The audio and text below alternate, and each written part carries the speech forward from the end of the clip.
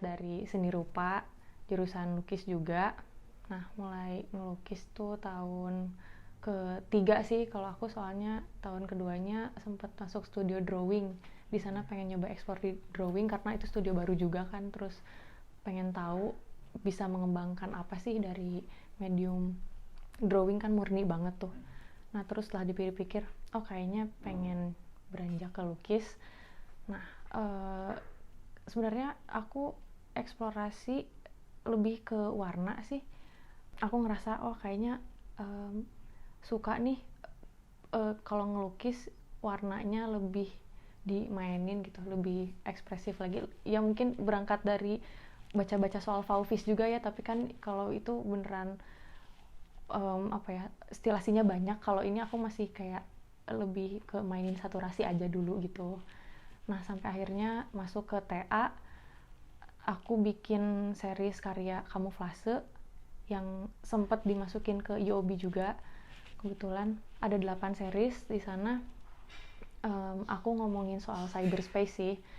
Sebenarnya ngomongin ya digital lagi lah, karena memang kita kan setiap hari dihadapkan dengan aktivitas semua udah di sana gitu kan. Ya di sana aku mencoba untuk mempertanyakan, sekaligus karya aku ngomongin kamuflase ya. Menurut aku komposisi visual di cyberspace itu menyerupai kamuflase gitu. Kayak ada keselarasan di sana yang sebenarnya kalau kita ngelihat laman website apapun lah, media sosial gitu, mau itu Instagram atau website lainnya, pasti kita ada informasi tambahan yang mungkin kita nggak nyari itu gitu. Misalkan kita nyari soal lagi nyari buat matkul lah, terus di bawahnya mungkin ada bonus travel umroh atau apa, terus kayak sebelahnya lagi ada berita soal fashion. Memang secara konten nggak masalah, tapi menurut aku secara konteks gitu ya, dalam satu laman itu bisa mempengaruhi ke imaji yang muncul di dalam pikiran manusia setiap harinya sih. Karena waktu itu sempat baca-baca juga gitu kan, stimulan visual yang timbul gitu, itu kan baik itu stimulan visual atau stimulan audio gitu, bakalan memunculkan imaji di dalam benak ya maksudnya. Nah, adanya komposisi yang kayak banyak gitu, kayak banyak temanya gitu di sana. Ada yang mungkin cenderung spiritual, hiburan, entertainment segala macam gitu kan. Sebenarnya nggak salah secara konten, tapi jadinya kita terlatih gitu untuk melihat konfrontasi itu gitu. Nah, menurut aku konfrontasi itu karena dilihat tiap hari jadinya samar. Nah, mungkin ngambil metafor kamuflase itu gitu. Waktu itu sempet sih kayak ngerasa cukup mengganggu ya. Jadi kayaknya zaman-zaman dimana si Instagram belum ada ininya ya, penyaringan mutual yang sering kita carinya, filternya gitu. Kayak ada kontes mungkin pakaian renang, terus sebelahnya ada aktivitas umroh gitu, sebelahnya lagi ada orang lagi ngeprank. Itu kan berbeda gitu ya secara konten gitu. Nah, dari situ kayak ngerasanya nilainya hilang gitu masing-masing gitu. Baik itu si kontes renang tersebut, baik itu prank atau yang berbau yang mengandung spiritual itu gitu, yang umroh itu kayak jadi kecil aja nilainya, jadi kayak saling berbaur aja gitu. Nah, dari situ aku mikir kayak oh ini kayak semacam ada kamuflase gitu di dalam visual yang sering kita lihat sekarang gitu. Jadi dimasukin ke lukisan. Nah, di lukisan itu aku bikin semacam suasana yang anomali sih, kayak skala orangnya beda-beda gitu kan, tapi seakan-akan kalau orang lihat bisa disambungin gitu, jadi ada narasinya. Nah, cara aku buat mereka tuh terlihat memiliki relasi ya dengan warna itu sendiri, warna polikromatik gitu. Mungkin tekniknya sama kayak ini ya, kayak pembelajaran tekstil ya. pakai mood board gitu kan, keselarasan warna gitu. Nah, makanya aku pakai itu biar kayak terlihat tidak ada masalah gitu, padahal kalau seandainya dilihat tuh kayak komposisinya ya aneh aja gitu kan, skala orang gitu yang di depan lebih kecil daripada yang di belakang seperti itu. Terus kayak kalau yang lukisan kuning itu aku ingat ada visual truk tabrakan, terus sebelahnya ada anak kecil lah, kayak gitu aja sih sebenarnya visual yang bisa kita temukan di media sosial gitu sih. Kayak dipaksakan gitu karena tiap hari kita lihat itu terus gitu, jadi jadi nilainya berkurang gitu. Waktu itu sempet juga kan ngelihat montase itu kan menggabungkan dari dari gambar ke gambar lagi gitu kan. Dan emang waktu itu ngelihat si montase dalam film gitu ya, Kuleshov effect gitu kalau nggak salah ya. Jadi ya bagaimana manusia tuh kalau menyandingkan satu scene dalam satu layar gitu, ada satu scene misalkan satu scene perempuan lagi ada di peti mati gitu ya kalau nggak salah si itu visualnya, bawahnya terus ada ekspresi orang gitu, jadi mereka nyambungin itu padahal dua video itu tuh diambil beda gitu, beda waktunya gitu dan beda peruntukan gitu.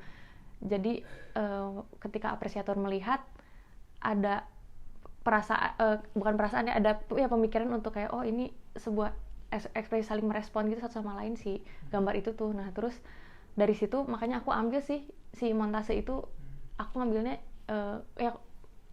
gestur montasenya di situ sih, kayak kecenderungan orang untuk menarasikan visual gitu. Sebenarnya bukan kayak kecanduan digital gitu, enggak sih, cuman kayak ya itu aja sih, kayak ini tuh tersamarkan dengan baik, dengan katakanlah dengan selaras gitu, dengan cantik gitu. Makanya aku pakai warna yang polikromatik, yang kan polikromatik itu menghasilkan warna yang aman ya, warna yang wah kelihatannya enak gitu, komposisinya nggak terlalu kontras, saturasinya sama gitu kan, aman gitu. Nah tapi yang anomalinya di si gambar itu gitu. Dan aku juga secara teknis kayak misalkan ngelihat, aku kan cara ngelukisnya gitu ya, ngelihat di explore, ngelihat di website segala macem, laman yang misalkan aku mau nyari sesuatu gitu, misalkan tentang apa gitu, aku lihat komposisinya ini, aku pinjem langsung, nah aku cari lagi visual itu, misalkan di visual itu ada soal ya itu tadilah entertainment, olahraga segala macam, aku cari lagi tapi dengan source yang aku pikirin gitu di Pinterest atau di mana, karena kan nggak terlalu aktual ya, nggak pengen aktual juga karena orang kalau misalkan beritanya tentang mungkin kalau sekarang katakanlah corona gitu ya, itu kan aktual banget, nggak pengen nyambungin ke hal itu juga, bukan soal beritanya gitu, soal objeknya aja gitu. Kalau secara misalkan di lukisan aku ada perempuan, aku nggak menyimbolisikan apa-apa gitu loh di situ, ya sebagai itu aja, sebagai ya udah perempuan sebagai perempuan aja gitu, nggak ada nilai lagi, karena ya memang kita membaca informasi sekarang, aku mikirnya seperti itu gitu. Jadi metafornya mungkin ke dalam gestur itu aja sih.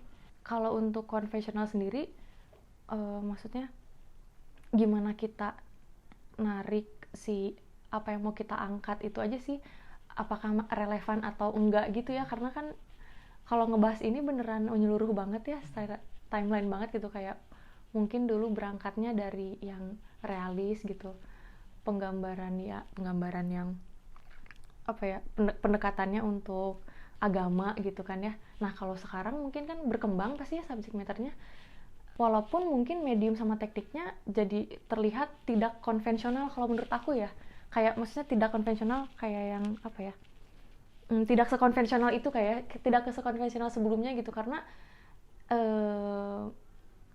ya kayak ini deh, kayak tracing gitu ya, kalau seandainya ngelukis kan sebelumnya tracing gitu. Nah kan ada kebutuhannya juga kan tracing tuh, kenapa gitu, apakah mau mengejar foto realis atau beneran hyperrealis gitu kan. Sering sih nge-submit kayak nggak dapet terus gitu, jadinya ikut acara angkatan gitu kan. Nah kebetulan yang IOB ini langsung dapet kan habis lulus gitu.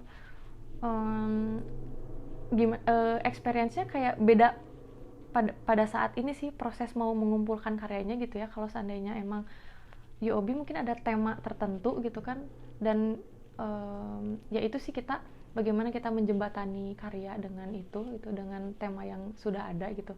Dan alhamdulillah menurut aku ya, aku percaya masih relevan aja sih gitu.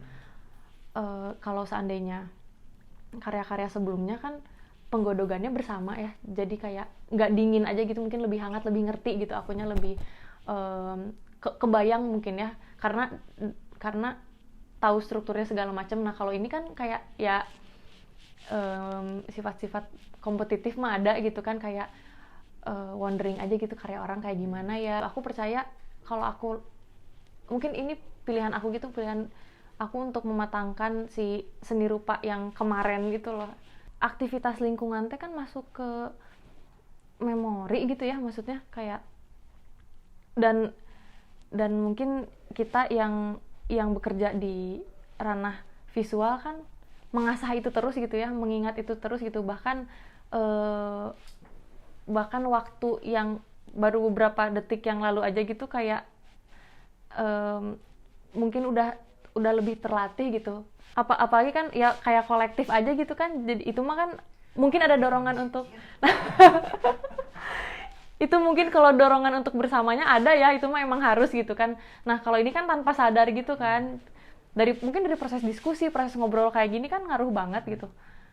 Biasanya kayak misalkan wah udah mateng nih pengen bikin ini, terus kayak mungkin seneng sendiri gitu, akhirnya dapet sesuatu yang tahu gitu harus bikin apa, terus ketika diobrolkan gitu, ketika melihat sesuatu di sekitar bisa berubah sebegitunya gitu, malah bisa kayak nggak excited lagi atau ngerasa wah kayaknya nggak jadi bikin ini deh.